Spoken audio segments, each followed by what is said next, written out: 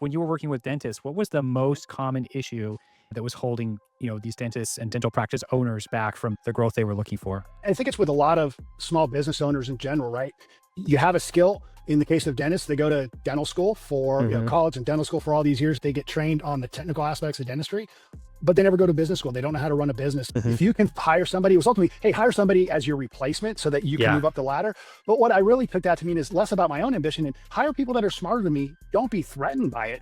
Allow Hmm. them to take whatever their skill is that complements me, complements my weaknesses, complements where I might be lagging in a certain discipline or area, and let them fill that void so that we all get better because of it. Are there like commonalities for these kinds of roadblocks? For example, you mentioned one around ideas around money. That's got to be a really Yeah. common one. But I wonder what are some of the other top mindset issues that are preventing people from really growing how they want to.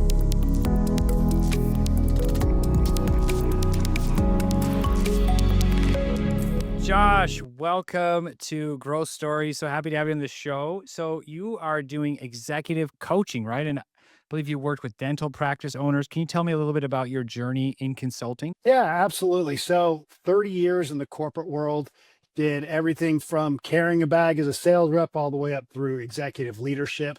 Got my entrance into coaching. Let me take a step back. As a leader, right, of organizations, you're always coaching, you're always mentoring. So it just seemed to be a natural fit that when I felt that I had accomplished what I wanted to accomplish in a corporate role, that hey, give back. And Hmm. that's kind of how it started to manifest itself. I found or was found, had a partnership with Fortune Management, which does executive coaching, as you said, focusing on helping private practice dentists and their teams grow. And now I'm also branching out to the broader business world and executive coaching, leveraging my 30 years of knowledge, skills, and experience. Excellent, excellent. So yeah, it's funny you mentioned in the corporate world. I feel like if you're not coaching in the corporate world, you're stuck. Like you'll never be able to take on more responsibility. That's your job will never change unless you're able to kind of bring up more leaders to take over. What was your Absolutely. experience with Yeah, coaching? I think it just starts with my experiences in life. I was always a stick and ball sport kid, went through, all kinds of baseball coaches, football coaches. And then as I got into leadership and management, you start to learn, from everybody what to do and what not to do. And you realize that leadership really is just about, again, coaching and mentoring. And for me, it's always about approaching every situation with the intent to mentor, not Hmm. to manipulate. Yeah, yeah, excellent. And so when you were working with, you've been through so many different roles. When you were working with dentists, what was the most common issue that was holding, these dentists and dental practice owners back from the growth they were looking for? I think it's with a lot of small business owners in general, right? You have a skill. In the case of dentists, they go to dental school for Hmm. college and dental school for all these years. They get trained on the technical aspects of dentistry, but they never go to business school. They don't know how to run a business. If they have leadership skills, it's whatever is innate, but they've never been in that structure in an environment where they are taught how to be good leaders or good business people, the nuance. So we had everything from, you know, creating culture. You have people who are subgrouping and infighting. You have other leaders who are, they believe that they have to have a real top down, these aren't my friends, they are my Yeah, employees mentality, right? yeah, And again, you see that in small subordinates. business. Yeah, absolutely. So we see that across the board. And so it really is, universal, not just with dentists, but you see it in every facet of business, the same challenges. Yeah, it's there. Yeah, I mean, to me, it makes me think of human challenges. Like whenever you get a group of people together, there's these Yeah. things that are going to happen that take like conscious effort and skill to kind of get everyone rowing in the same direction. Because if Yeah. you just do it randomly, you're going to have to kind of relearn like, painfully Yeah. all these fundamentals. Absolutely. Well, and it's one of those things where, look, it's a conscious effort to apply and to be present and apply these skills of listening, of not wanting to jump in and give an answer. It's helping to guide people. And in a lot of cases, yeah, that's not innate, right? We're so used to engaging in conversation and giving our opinion and telling people how we want things done or how to do things. It's not necessarily something that we're always taught with respect to thinking of others' needs. and how they might accomplish a task, and trusting people to do something that you would like them to do, but allowing them the freedom to do it in a way that is unique to them. Right. Mhm. So, yeah. Yeah. And one thing I'd love to chat with you. So when I sometimes I work with smaller businesses and or I interact with small businesses, right? And some people you can see that I kind of mentally group them in these different categories, I guess. One of them is, they're that's just where they are in the journey right now. Their business is small, but they have everything that they need. They're growing, they're doing the right steps, and that's where they are on the journey right now. And they're going to go where they want to go. You can just, they've got at least the skills to find the answers as they move along. There are people that are not trying to go anywhere. They don't want to grow. They just want to operate at a specific level. That's what they're looking for. And then there are other people where it's like, th- there's a reason why this will always be a small business. Like this person there's something in their way, right? That is going to prevent them, unless they deal with it, from growing beyond where they are.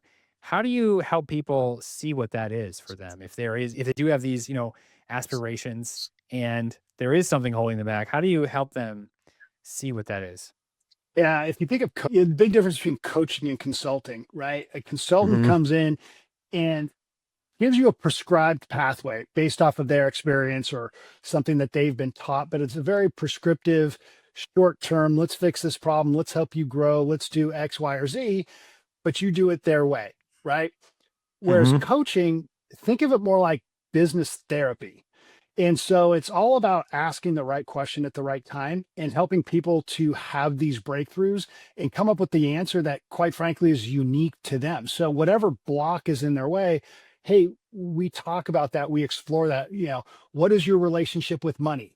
What is your, philosophy on leadership? Why do you think that, you have to have this sense of control in how the product gets produced or what the end result is, when you should just be focusing on the end result, not necessarily the process.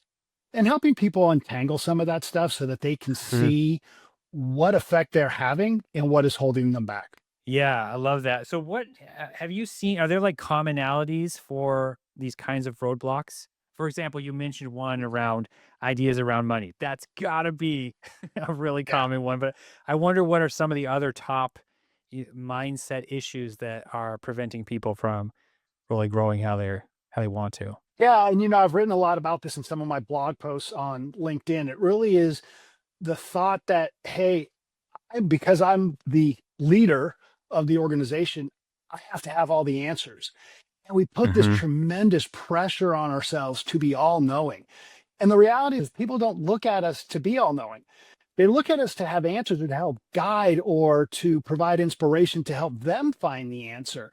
And so I think that's a common thing is a boss feels like they have to be a boss, right? They Mhm. can't be a leader because if I'm not providing the answers, then I'm going to look like I don't know and my people are going to lose faith in me.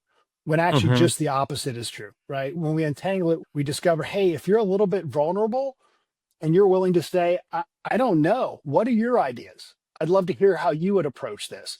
Now you start to unlock things, right? So much Mhm. better when you can get them to just recognize that they are gripping on so tightly and they just need to Yeah. let go a little bit.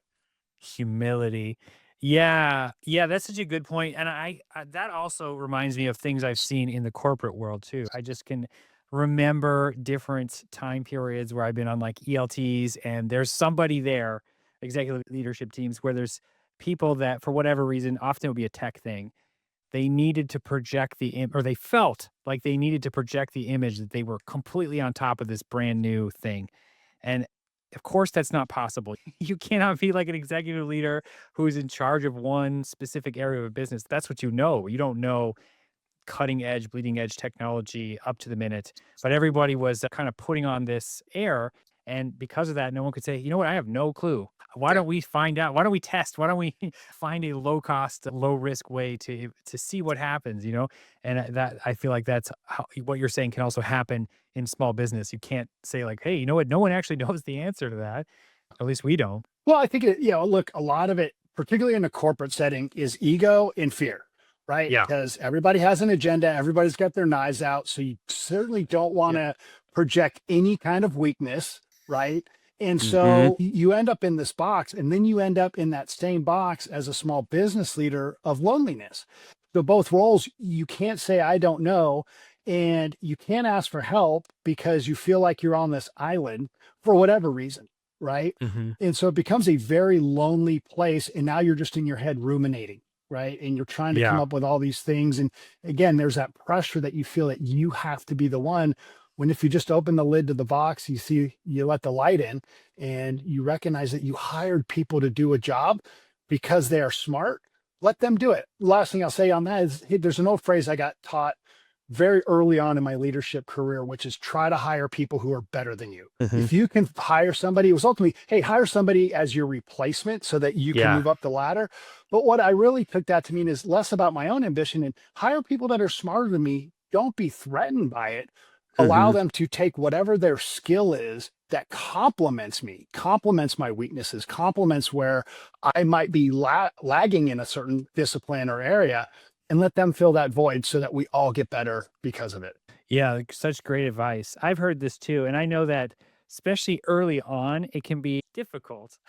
It can be difficult to do that because, well, maybe you don't have the cash flow to hire somebody like a superstar, right? So, what do you say people what's your advice for small business owners when they're on that earlier stage? Maybe they're looking at the difference between, I can hire one A player or three C players, which Yeah. you can do with outsourcing sometimes. So, how do you handle that? Well, I think first of all, perfection's not the goal, right? So we hire for a skill set. We also hire for culture because at the end of the, what was this phrase? Culture eats strategy for breakfast. You got to have people who are drivers who take the initiative. You're never going to get a team of all stars. You have to have people who know what their role is, know to stay in their lane, but aren't afraid to get out of that lane in order to grow themselves. So I think it's about finding the right piece of talent, having the avatar, if you will, in your head of what it is you truly need from that role. And then think about it this way: what can you train in that role? So experience is not necessarily preferred. What are the tasks and the things they're going to be doing? Do you have to hire that A player with experience in this specific space? Or can you hire somebody who's got the requisite skills that just may have been applied differently? And you'll find that again, that traditional quote unquote A player may be someone who's never had a swing at that particular pitch and actually has all the Yeah, talent in the world to deliver when given the opportunity. that's a great point. Yeah. And so now that you're branching out and doing more executive leadership coaching and coaching small businesses, who's the ideal type of business that you're able to help? Yeah, I think there's all kinds of people, quite honestly. It's anybody who needs help. Right now, Mhm. I'm really focusing my attention on legacy transitions in business, small businesses. We see baby boomers are getting Mhm. older, they're transitioning their businesses, and there's a lot of groups out there that help with valuations and transitions.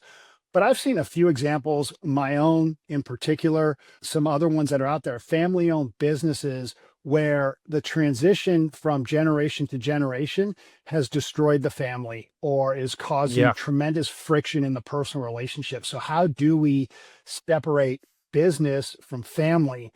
And my job is to make sure that junior is has the leadership skills to take over and that senior is ready to actually transition and not be a meddling, hey, I'm the founder, this is my business, it'll always be my Yeah. business, and I'm going to stay involved as long as I want to. Like that just is a recipe for disaster. That is such a specific and that's such I mean, that sounds like a great area to focus just from the outside hearing you describe it because it's so easy to I mean, I've worked with different family businesses in the past as a buyer. For Mhm. example, I bought products from, Yeah. large family businesses or for whatever reason, I'm thinking of like an equipment manufacturer in Germany. It's like just those guys. But you could see how, yeah, the family issues and an area where maybe your relationships are really blurred. Mhm. And there could be, I could imagine you could build up some issues that need to be that you could really use somebody to help you address those in like a fruitful way. Yeah, absolutely. Well, the thing I kind of joke, I don't have to be in a car crash to know how to avoid a car crash. I've seen Yeah. enough of them, right? And Yeah. what you see is, and it's almost a repeating pattern, right? So I feel that, again, my knowledge, skills, and experience can help bring some semblance of order to these transitions. And the goal is, at the end of the day, father, son, father, daughter, whatever that transition looks like, hey, there is harmony both on the business transition side, so with the team and everything else, clients, etc., as well. When we sit down to have family dinner, we're talking about the positive things, and more importantly, for that founder, they're talking about the other things in their life that are important to them, and they have full confidence that they can let go of the reins and enjoy the next chapter of their life without feeling that they always have to look over their shoulder and help, the child or the nephew or whomever is taking over, that they always have to be there to be the safety net to catch them. Yeah. So you really are a business therapist. Yeah. Yeah. In So some ways. as we wrap up, what would your number one advice be to somebody who's in that situation? And I'd love to hear, like, what does the founder or owner need to be like? What do they need to achieve to be ready to hand over? And what's your advice to someone kind of taking over the reins? Yeah. I think the very first thing, quite frankly, and this is going to sound very self-serving, but ask for help. I can screw in a light bulb. That doesn't make me an electrician. Right. And I don't call a plumber when I really need a technician, an electrician. Right. So the first thing is, hey, put your ego aside. This is an area that you don't know anything about per se. You have some ideas, but get some help. Call in a third party, get an outside perspective. The second thing is, I would make sure that, and advise people who are going through this, have a system and a process and lay it out. Have a timeline. What are the specific benchmarks that each individual needs to hit, both from a business perspective, and those might be revenue goals, those might be taking over a team and showing leadership. They could be a lot of different business goals that are aligned towards that transition. The second part is, hey, make sure you've got a clear understanding, particularly for the founder. What are your next steps going to be?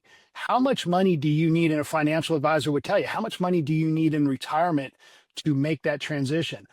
Come to an agreement. Are you going to transition full time, like completely out? Are you going to be, still on the board? Are you still going to be a part of the business, just in an advisory Hmm. role? And what does that look like? Make sure that you get everything out on the table on the front end, so that you avoid anything later on where people aren't upholding their end of the deal. Excellent. Excellent.